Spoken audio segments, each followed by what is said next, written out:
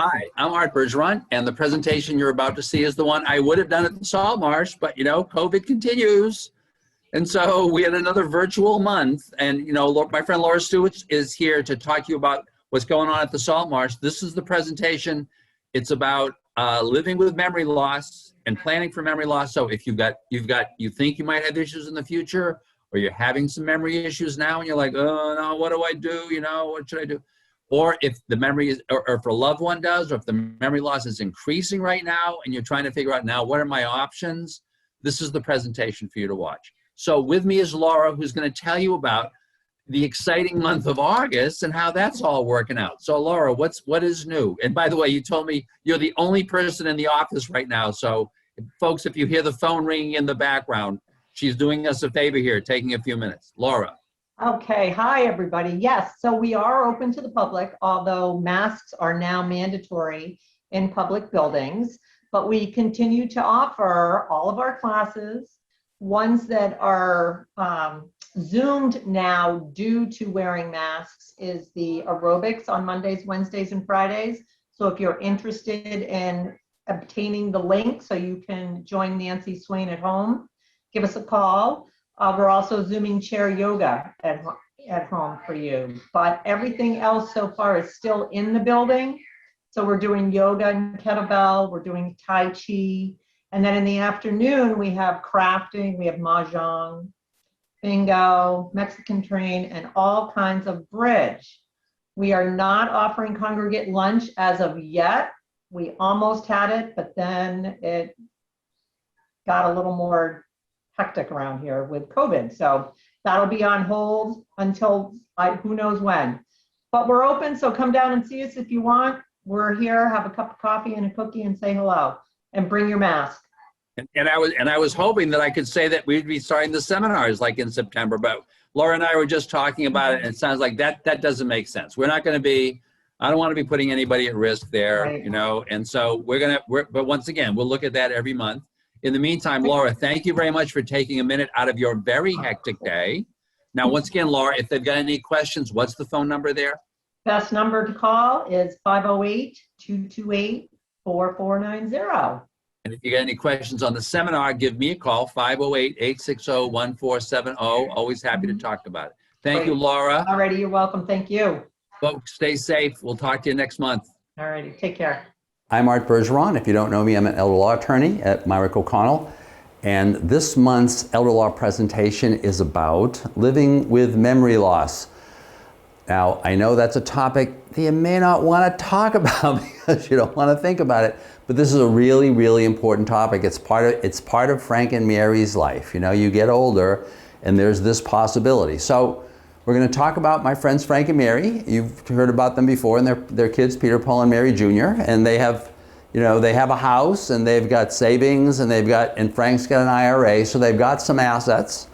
And we're assuming that they're simply living on their Social Security check. And Frank's is $2,000 a month, Mary's is half of that, or $1,000 a month. So they're all fine, and they've been living in their house forever. And that's where they want to stay. They want to live in their house until they die. They want to be buried in the backyard, which is a common goal of a lot of my clients. So the question, though, that they're facing today is what happens if Mary's memory if she's having some problems, if she's finding it's this early on and she's having some, she's just feeling, or Frank is noticing it, she's just not remembering things as well. So the most common reaction of Frank and Mary in this case is to stick your head in the ground and just pretend that it's not happening. Because who wants to be thinking about this, right? And so it's the most common thing is you just ignore it, or you say, oh, well, this is just getting old, and it's this usual things, And that's okay for a while, except that if that's the way you're reacting to this, then it may have negative repercussions later on because you won't be as prepared later on. And because you will not have spent the time when Mary is having early stages of memory loss, but the problem isn't really severe. You're not taking the time to adapt your lives to that and actually in many ways therefore slow down the memory loss. So what you really want to do in this case is check it out. Don't bury your head in the sand. If Mary has got memory loss, it isn't like an urgent thing. It isn't like she's got memory loss and that means she's going to be in a nursing home tomorrow, or that she's going to die of this tomorrow. But it's something that you want to bring up with your doctor. So the next time Mary goes to the doctor, she needs to say, I think I'm having some problems here, and let the doctor figure out whether that's a serious problem. Now, most primary care physicians will at that point either tell you or give you a short test to kind of test your memory. And then if they've got concerns that you might be experiencing memory loss that is unusual, then they may send you to a person who specializes in that, who would be a neurologist, a person who specializes in issues that involve the brain or issues that involve the nervous system and stuff. So that may be where things go, right? And then if you go to a neurologist and the doctor refers you to a neurologist, and once again, Medicare is going to be paying for this, then the neurologist can give you a kind of a more thorough sense of whether the memory loss is something that you should be worried about, and how you may be able to adapt to it. That doctor may also be able to tell you if there are any medicines at that time that could help you out. I think probably many seniors are aware of the fact that there was recently an FDA approval of a medicine that was supposed to be dealing with very early stage memory loss. Now, there were whole questions about how effective that was and what the side effects are, and there were all those issues that you'd want to talk to with a neurologist.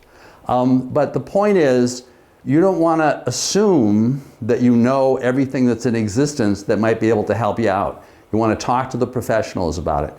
And finally, you may want to talk to the Alzheimer's Association. The Alzheimer's Association is really a fabulous organization. And by the way, that's why I think all seniors should be donating to the Alzheimer's Association. This is you're kind of helping yourself by making sure this organization is there to help you if you need it. But among other things, the Alzheimer's Association has a 24-hour hotline.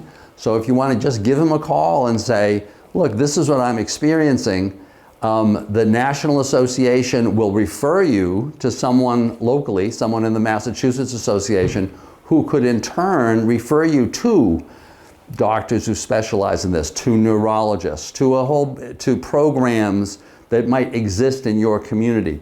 So it's just a great idea to get acquainted with those folks and to have them help you feel whether or not you've got an issue and whether it's just, you were just overly worried and it's not a problem. So anyway, you need to do that. Then, if it turns out that Mary does have some memory loss and there are some problems, you got to take a breath, right? You can't lapse into this tremendous depression because of the fact that you have a medical condition, right? A lot of people have a lot of different medical conditions. So think about it. It's not cancer. It's not cancer. You're not imminently going to die or have to go through chemo or all this other stuff. It's not back pain. I often talk to my clients. I say, if I had a choice between a bad back and a bad memory, I'll take a bad memory, right? Alzheimer's isn't, or memory loss is memory loss. It isn't causing nausea. It isn't causing pain. So just accept the fact that you have some symptoms, some very early symptoms of a sickness that may progress, and so you want to be prepared for that. You want to figure out a plan. You want to figure out a plan together. Frank and Mary need to figure this out together. If you're Frank and you're seeing that Mary is having some problems, and you have to bring it up, right? It isn't a matter of trashing Mary of, oh, how come you never remember this stuff anymore? It's a matter of just saying, oh, Mary may be sick, and this may be a very, very early symptom, and so we're going to deal with this. So how do you deal with it? Well, first of all, you talk to the people who are used to dealing with it, right? Go to your senior center. You will be amazed how much the folks at the senior center know about this and know about the folks to whom they can refer you to. Why? Because they're dealing with it all the time. because memory loss issues are typically senior issues. So they're going to know where to go. Talk to the folks at your Aging Services Access Point, or ASAP. And now, for folks who have been to my presentations before, they're familiar with that term. For the rest of the senior world, it's like the what, right? So Massachusetts is divided into a set of regions. I think there are 26 regions now. Each region has a nonprofit organization in it called an Aging Services Access Point. That organization is the great funnel through which the federal government and the Commonwealth, in this case, funnel resources and programs for seniors. Now, I work in 2 ASAP regions. Right here in Marlborough, where I live, and in Westboro, where I have my office. We're in the Bay Path Elder Services region. That office is right here in Marlborough. They have a lot of staff. I want to say they have over 200 staff that deal with a whole variety of issues. This is not a for-profit entity. You're not going to walk in the door and they're going to charge you. Their job and their charter, really, from the federal and the state governments, is to help you deal with all issues having to do with aging. And of course, this is a big one, right? If I'm on Martha's Vineyard or Nantucket, then those folks are dealing with Elder Services of Cape Cod and the Islands. The offices for that organization are in Dennis, but they have representatives on both islands. You can reach out to somebody on either island and get this figured out. Talk to somebody. Once again, they're going to know who the people are that you could talk to. And finally, and this is a strong recommendation of mine all the time, find a geriatric care manager. What is a geriatric care manager? Sorry, what is a geriatric care manager? It's a person, typically a nurse or a social worker was their background, who decided that what they really wanted to do for the rest of their lives was to work with you, to work with seniors, and to develop care plans and to help manage those care plans. So their whole job is really kind of twofold. One, to know what all the programs are and who all the people are who can be of help to you as right now, or as your dementia symptoms progress, as your memory loss symptoms progress, right? And also to be your advocates with your doctor, with the hospital, with anybody else, in terms of helping you qualify for these kinds of programs. So it's really important, as early as you can, get to know one of those folks. There are a handful of them that I deal with regularly. I have to confess, my favorite is a woman named Sandy Cordovi, who's on Martha's Vineyard, I've always told people is the greatest geriatric care manager I've ever met. But there are a number of these folks. They're typically they're doing this job because they really like it, right? So you want to talk to them. Then you need to figure out a plan. If you're Mary and you're suffering from early memory loss symptoms, there isn't an urgency about this plan. But if your goal is to stay home and not end up in a nursing home, then you have a couple of questions. First, if home is going to be home, that is, you're just going to stay in your house because you want to stay in your house until you die and be buried in the backyard, then what are the things that you need to do to make sure you can do that? Well, there may be some things that you can do to just improve the safety of your home, so that you're not much less likely that you're going to fall. So that, and for any number of things, make sure the bathroom is more safe. There are a lot of things that you may want to install. And you may want to prepare for the fact that if your memory loss problems get greater, you may need somebody to be helping you out. Now I know, just like putting your head in the sand regarding whether you have memory loss, people will put their head in the sand and say, oh, my family will take care of this. I've got great daughters and sons, and typically daughters. The sons are typically pretty useless, but sometimes you get a great son who will be really helpful. But don't count on the fact that they're going to be able to take care of that they're going to be able to really help you out all the time. Because remember, everybody that you're thinking about has a day job. Your kids probably have kids. They probably also have jobs, right? They may need the money. They can't afford to be just helping you out, right? They may be able to come over on occasion, but they can't be coming over all the time. So you need to figure out, kind of in the long run, if you needed more care at home, where's the money going to come from, right? Now, in Frank and Mary's case, not unlike a lot of us, they have some savings, and they've been saving, among other things, to make sure that they could take care of their lives until they died, figuring that at the end they wanted to leave money to their kids. And I know Frank and Mary at this point are thinking that the amount they're going to leave to their kids is, $900,000, because that's the value of their house and of the IRA and of the savings. And they're, all depressed because, oh my God, I really want to leave them all this money. So at that point, you kind of have to get over it and say, look, we saved this money to take care of each other. If there's extra money that's going to go to the kids, that's great. But we saved this money to take care of each other, right? I always tell my kids, I said, I love you all, but I married your mother. I fell in love with your mother, right? You want to take care of each other. So in this case, Frank knows that they've got some resources. Frank's got the tax-deferred money. They've got some savings. So, Frank may be wanting to think about whether he wants to be withdrawing some of those tax deferreds in the short run, at which point the tax rate on those tax deferred funds that he's withdrawing isn't going to be that high, versus leaving all of the money in the account until suddenly he needs to withdraw it all because they're trying to restructure assets for nursing home purposes, and all of a sudden he's got a big tax hit. So you may want to think about that. Regarding his home, he wants to stay in his home until he dies. So if that's the case, he may want to make sure he can use his home in the event that Mary needs home care, or the event that one of them needs home care, to be able to stay at home. That's as important as doing any of those physical repairs.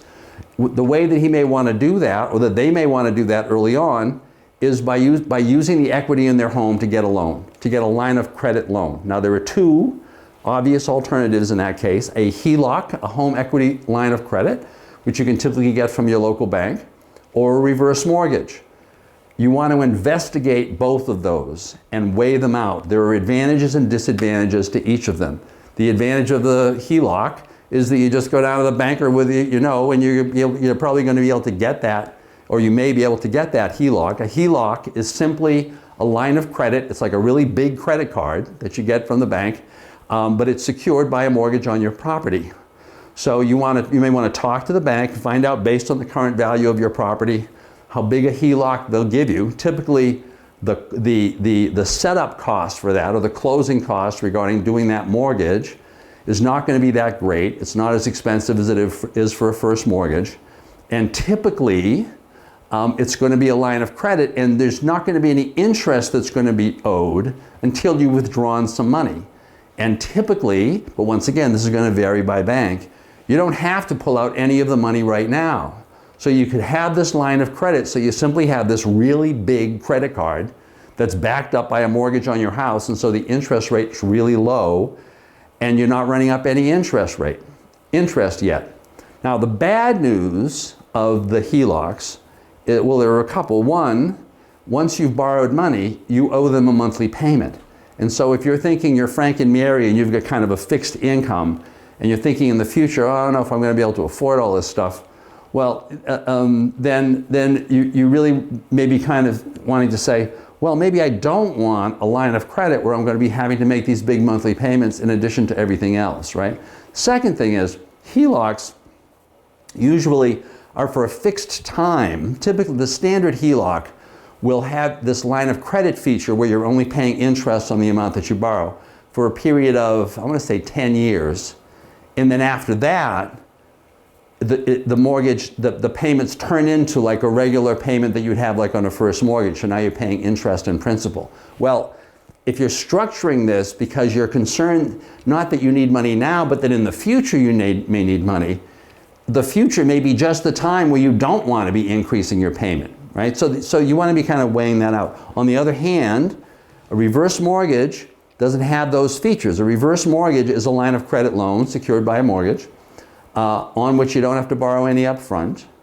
So it's exactly like the HELOC, except that when you do borrow money, there's no monthly payment that's due. The reverse mortgages, as everybody knows, aren't due until you sell the house or you die. And so it may be that that's the kind of feature that you want. On the other hand, a HELOC is going to cost you much more in upfront costs.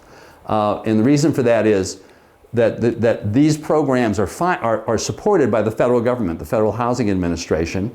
And basically the way that they pay for that program is that they will guarantee the lender that if for some reason when the loan comes due, the equity in the house is so low that it can't be paid, the federal government pays it. And they do it through a mortgage insurance program, and you have to put money into the mortgage insurance program. So that's one of the main reasons why the reverse mortgage is expensive up front. But you may want to consider that.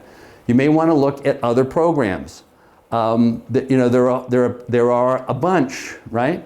One, once again, go talk to the ASAP. There is a wonderful program called ECOP, or Enhanced Community Options, for which you are probably eligible if you're Frank and Mary. This is not an asset-based program, so you're eligible no matter what your assets. If you get the program, then this is state-funded. And they will provide a given number of hours, typically about 6 to 10 hours a week, no more than that. You'll pay a small copay for that, but the prices are really very good. In addition to that, you may want to look at day programs that you may want to participate in. In Marlborough, and there's a coordinated day program in 3 of the communities where I work, in Marlborough, Hudson, and Northborough, where if you're having memory issues, and you want to come to the program during the day, you can stay for the day. The other program participants are all folks who've got memory issues like you. Your caregiver, in this case Frank, could have you stay for that program. It's not like a full day program. It's like 2 or 3 hours. There's typically a meal involved.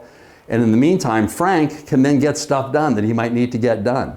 There's a very similar program called Daybreak, called a similar program run by the Martha's Vineyard Center for Living, which has been extremely successful. They've got programs that run literally every day.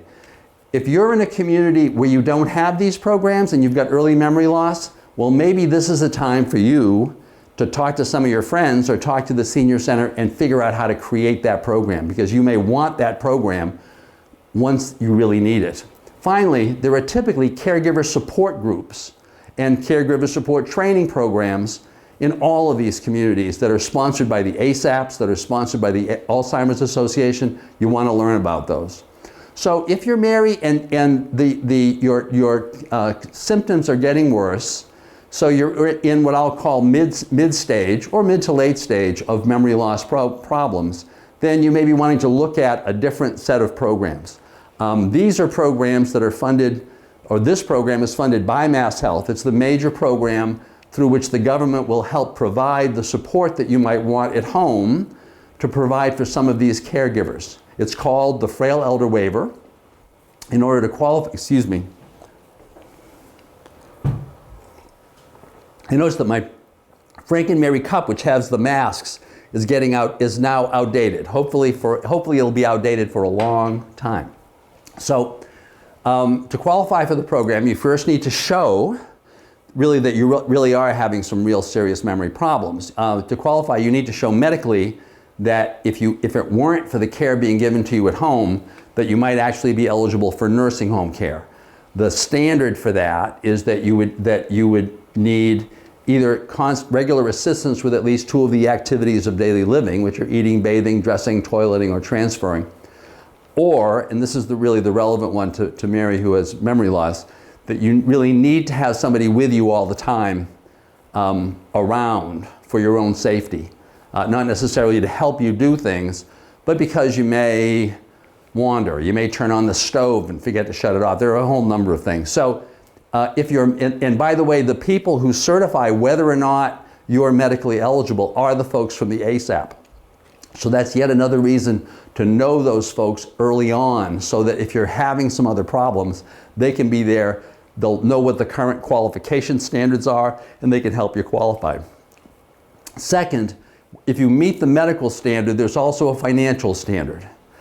In Frank and Mary's case, if Mary needs the program and Frank is still with her at home, they can qualify, or Mary can qualify as soon as she can show that she has less than $2,000 in countable assets. Well, of course, they have a boatload more than $2,000. But the key to this program is that Frank, as the healthy spouse, can own the home no matter what the equity. Once again, I want you to hear that, because some folks here are listening who are from Martha's Vineyard or Nantucket, and they're saying, well, you know, all our value is in our house. No matter what the value of the home, if the home is owned by the healthy spouse, it doesn't count.